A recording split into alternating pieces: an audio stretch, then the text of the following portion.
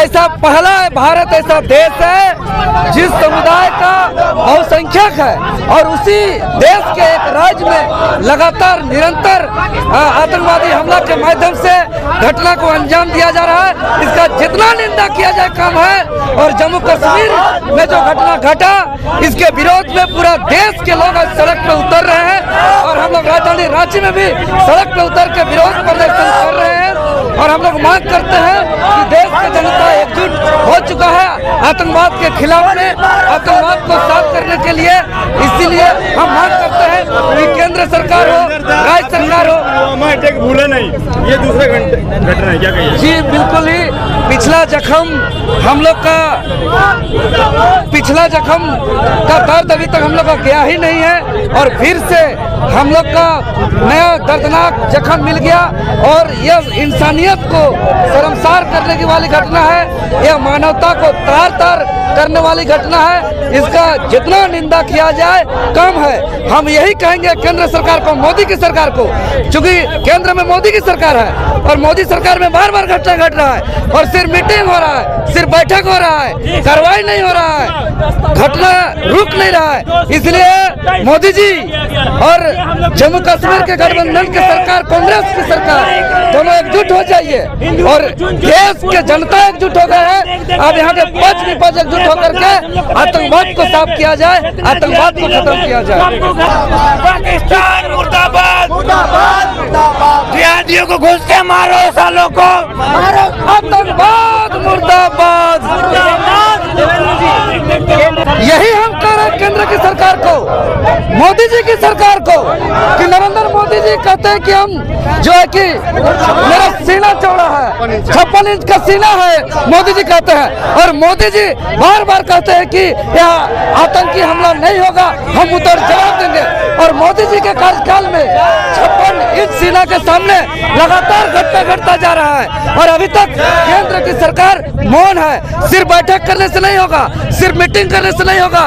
हम जम्मू कश्मीर के गठबंधन की सरकार को और केंद्र में मोदी जी की सरकार को हम साफ साफ कहते हैं कि देश के जनता एकजुट हो गए हैं। अब एकजुट होइए और जड़ से साफ करिए। अब बर्दाश्त नहीं करेंगे। अरे कश्मीर में जो समस्या है वो समस्या जो है, कोई घूमने गया है पर्यटक, उससे क्या लेना देना है?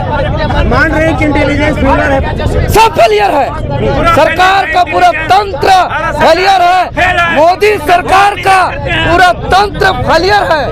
अगर कड़ी कार्रवाई नहीं करती है तो हम कहेंगे कि केंद्र सरकार का ये फर्जी सीना, 56 इंच का सीना है। देश के गद्दारों को बोल रहे हैं, गद्दार कौन है इंडिया? अरे गद्दार जो अंजाम दिया घटना को, ये सरकार बताएंगे उसका प्रेस के सामने कि कौन है वो गद्दार।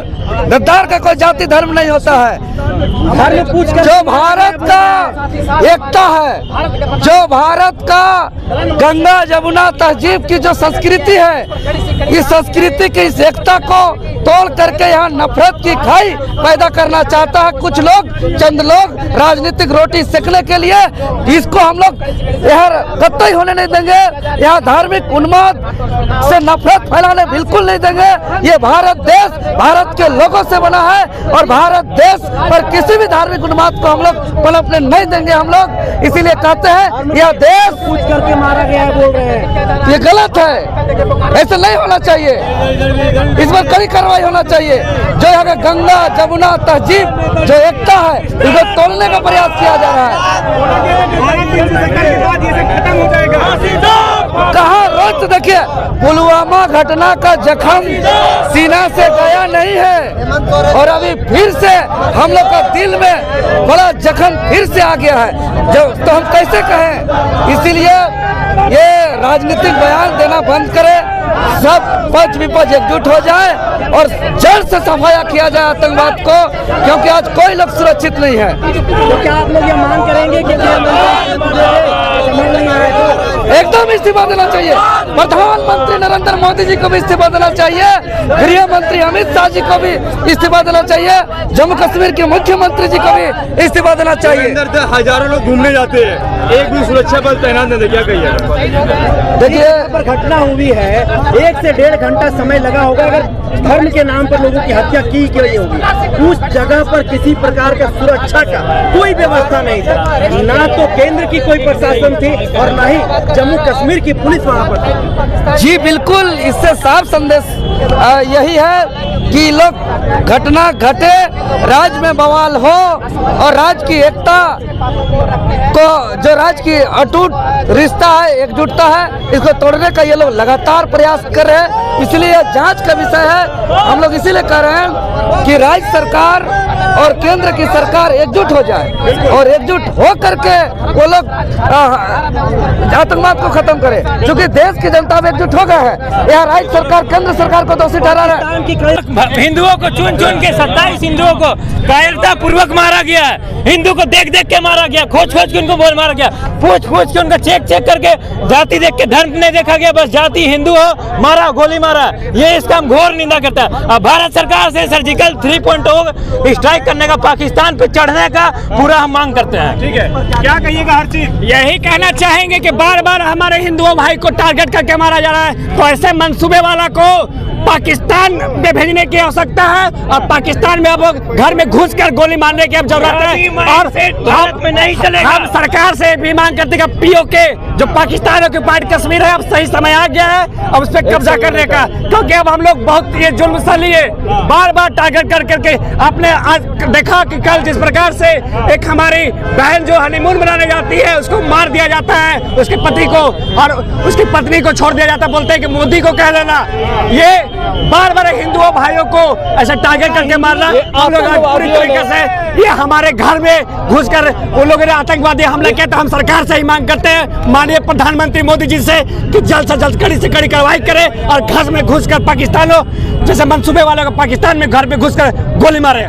ये आप जाति नहीं पूछा गया, आप ये नहीं पूछा कि आप किस राज्य से, आपसे ये पूछा गया कि आप किस धर्म से आते हैं। आपने हिंदू है, आपको गोली मार दिया। ये भारत के लिए बहुत ही कह सकते हैं, हमारे हिंदू भाई बहन के लिए बहुत शर्मनाक बात है। और आतंकवादियों की ये मनोबल देखिए। अरे हम तो ये कहते हैं कि अगर टकराना है तो हम जैसे साधारण हमारे जैसे हिंदू भाइयों से क्यों टकरा रहे हो? वहाँ पे है तुम्हारे लिए बैठा हमारा भारतीय सेना, अगर औकात है तो उससे भिड़ो ना। हमारे साधारण हिंदुओं भाई बहन पर क्यों जुल्म कर रहे हो, क्यों अत्याचार कर रहे हो? गुस्सा आ रहा है, बहुत गुस्सा है। ना आतंकवादी का कोई धर्म है ना उन लोगों को कोई जात है, उन लोगों को बस गोली मारो, एक ही भाषा जानता है उन लोगों को, गोली मारो, वही भाषा उन लोगों को जिहादी माइंडसेट है। लगातार इस तरह की घटनाएं पुलवामा हुई, इसके बाद ये सबसे बड़ी घटना है। ये क्या लग रहा है, कहीं ना कहीं सवाल सब पर उठ रहे हैं। देखिए, सरकार को भी जम्मू कश्मीर में एक सेंसिटिव जगह है, सरकार को भी इसमें होना चाहिए। जैसे टूरिस्ट प्लेस जा रहे हैं, लाखों टूरिस्ट जा रहे हैं, वहाँ भी जाना चाहिए उन लोगों को भी सुरक्षा। जैसे न्यूज मीडिया से ही सुनने को मिला,